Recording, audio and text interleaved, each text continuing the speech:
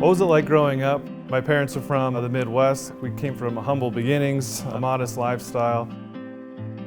Being raised in my household, it was all about hard work and teaching us the value of a dollar. I remember growing up with my dad I would always call him a shade tree mechanic, and we would sit and work on the cars, and we'd do the oil changes, we'd do all these things. At the very end of it, Dad would say, well, we just saved ourselves $100 because we did it ourselves. So that was always something that is ingrained in my brain about how to do something and how can I do this more efficient, more effective, or save money to go put that money somewhere else. So that was really a big part of my childhood.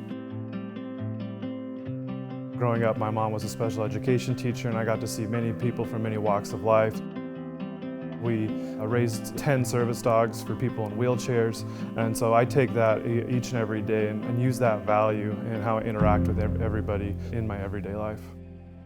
You know, my dad works at Boeing. He's been there for over 35 years, and growing up, he was my role model in how to operate in business. I'd go out to rollouts of brand new airplanes. I'd be in the hangars and run around the tires of the new airplanes and things like that. Walking around, a plane would fly over, and my dad would look up and go, "That's a Boeing 737-200." And I go, how do you even know that? And so he really showed me how I wanted to be important in a company and what I wanted to do. I just knew I didn't want it to take 35 years to become that important. He was a big role model in how I operate and what I wanted to do in life and in business.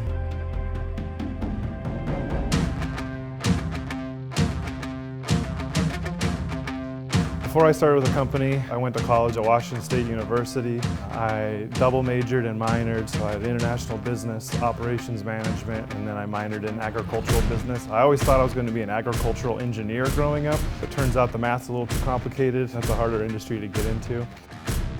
I found AO in 2011, which was actually the height of the recession in the Seattle area. Literally applied for over 150 open positions, and every single one of them turned me down because I didn't have the 2 to 5 years of experience that they wanted. And so one day, AO called me for an operations specialist. I accepted the position and started at the bottom and literally have done every single job within the company, worked my way up from the bottom. I was filling fridges, I was getting lunches, I did everything that I possibly could. And now I have the opportunity to run and train and develop and mentor all the leaders within the company for those positions that I did and grow this company, which is really exciting and really rewarding. My goals when I first started with AO was to have a stable job that had an opportunity for growth and that I could potentially make $100,000 in 10 years. And I remember sitting down with my mentor at the time, and he said, well, with this company, we can do that definitely within 10 years. I stay motivated because now I have my people that I want to grow and be me. Every single day when I get up, I think about how am I going to make the lives of my people better? What can I do to help make them the very best that they can be? Because that's what my mentors did for me, and that's what I want to do for every each person that I work with.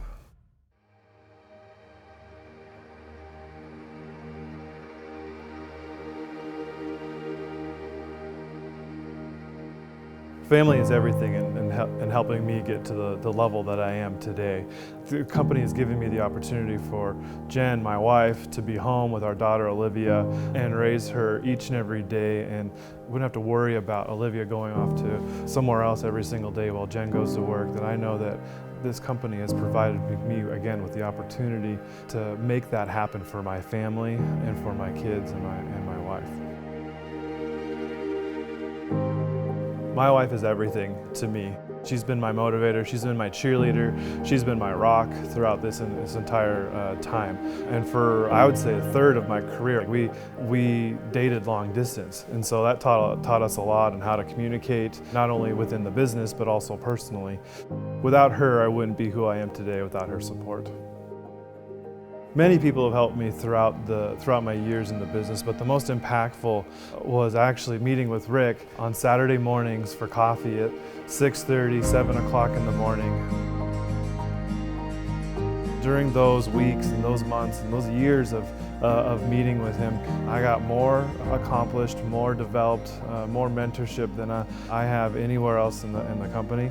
Rick decided to spend that one-on-one time with me and develop me and take me from a level that I was at to the level that I'm at today. How I want to be remembered by is how successful my people are. There's a great leader in our company, Alan Martin. Although I did not have the opportunity to ever meet him, if I could be half as good as him by all the stories that I've heard by people who know him, how good of a leader, how good of a mentor, how good of a friend, how good of a businessman he was, I would be extremely proud and grateful for my people to speak of me the same way.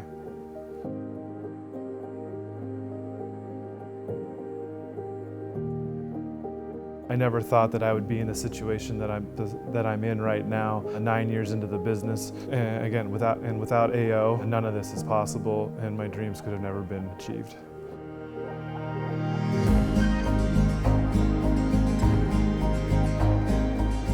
One piece of advice that I would give somebody starting at AO today would be to listen and go and get things done. And it also doesn't hurt to smile.